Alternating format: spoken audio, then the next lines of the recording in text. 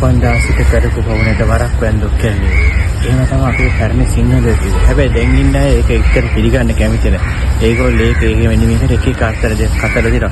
නමුත් ඇත්ත කතාව ඒක තමයි. උපන්දා සිට කරපු පවුනට වරක් වැන්දොත් කියන්නේ. ඒක එහෙම වෙන්න හේතුව උනේ මොකද බුදුරජාණන් වහන්සේ මේ ලක් ධර්ණීය තලය තුළ යම් ස්ථානයක වැඩි වේලාවක් වැඩි හිටියන ඒ ස්ථානයේ කැලණියයි. මණියක්කිත නාරජුගේ ආරාධනාවෙන් තුන්වෙනි වරට වෙසක් පොහෝ දිනක ලක්බිමට වැඩි මාගේ බුදුරජාණන් වහන්සේ කැලණිය උතුම් පින්බිමේදී පෙන් පහසු වුණා.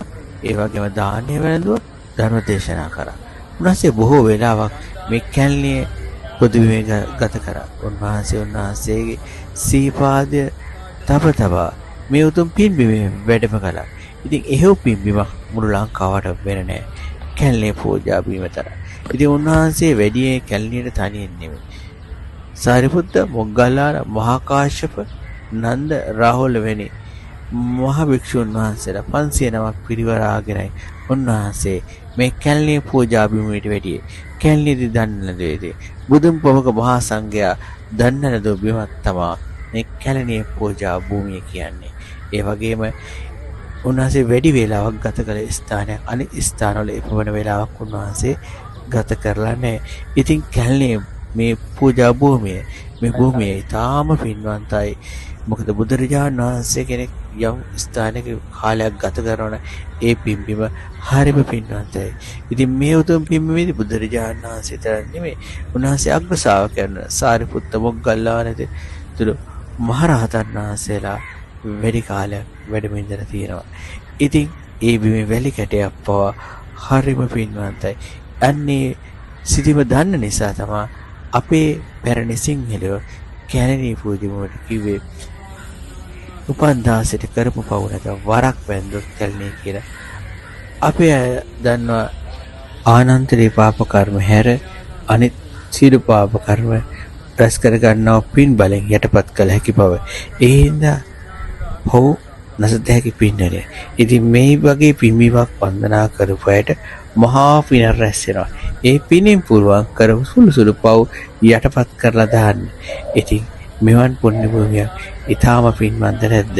මේ පින්බිමේ මේ තියෙන සෑරජාන් වහන්සේ තුළ ඇත්තේ භාගතුන් වහන්සේ කැලණියට වැඩි ගමනේ මණියක්කිත නාරජු විසින් ඒ සාදා පූජා කරන ලද මෙනික් පුටුවයි. ඒ මෙනික් පුටුවේ තැන්පත් වෙලා තමයි බුදුරජාණන් වහන්සේ දාන වැළඳුවේ. ඒ වගේම පසු කාලේ සර්වජ්‍ය ධාතුන් වහන්සේලාත් මේ තුන් සෑයේ තැන්පත් වෙලා තියෙනවා. ඉතින් ඒ බුදුන් වැඩි හිටි ඒ උතුම් පුටුව ඇති මේ උතුම් සෑය මේ උතුම් පින්බිම හරිම පින්වන්තයි. ඒ නිසා තමයි අපේ පැරණි සිංහලයෝ කිව්වේ උපන්දා සිට කරපු පව් නැත වරක් වැන්දොත් කැලණිය කියලා. නමුත් ඒකට දැන් බොහෝ අය අර්ථකථන දෙනවා. එහෙම කියන්නේ හේතුව කැලණිය කියන්නේ කැලණියට නෙමෙයි කල්යාණ මිත්‍රයටලු. ඉතින් අපේ පැරණියෝ දැනන් හිටියේ නැද්ද? කල්යාණ මිත්‍රයට කල්යාණ මිත්‍රයා කියන්නේ. එහෙම කතාවක් නෑ. ඇත්තම කතාව උපන්දා සිට කරපු පව් නැත වරක් වැන්දොත් කැලණියේ. ඒ හින්දා කැලණියේ පුදුබිම පුළුවන් තරම් වන්දනා කරන්න. බුදුරජාණන් වහන්සේ කෙනෙක් වැඩි හිටි බුදුරජාණන් වහන්සේ දන්න නේද? ඒ වගේ පෙන් පහසු බිමක් ලංකාවේ වෙන කොහෙවත් නැහැ. ඉතින් මේ බිම ශ්‍රේෂ්ඨ බිම වන්දනා කරගෙන බොහෝ පින් රැස් කරගන්න බුදු කෙනෙක්ගේ පහළ වීම ලොව දුර්ලභයි. ඉතින් එවන් දුර්ලභ වූ උත්තමෙක් උතුම් මහරහතන් වහන්සේත් එක්ක බොහෝ වෙලාවක් වැඩි හිටි මේ උතුම් සුද්ධ භූමිය පින්වන්ත නොවේද? තෙරුවන් සරණයි.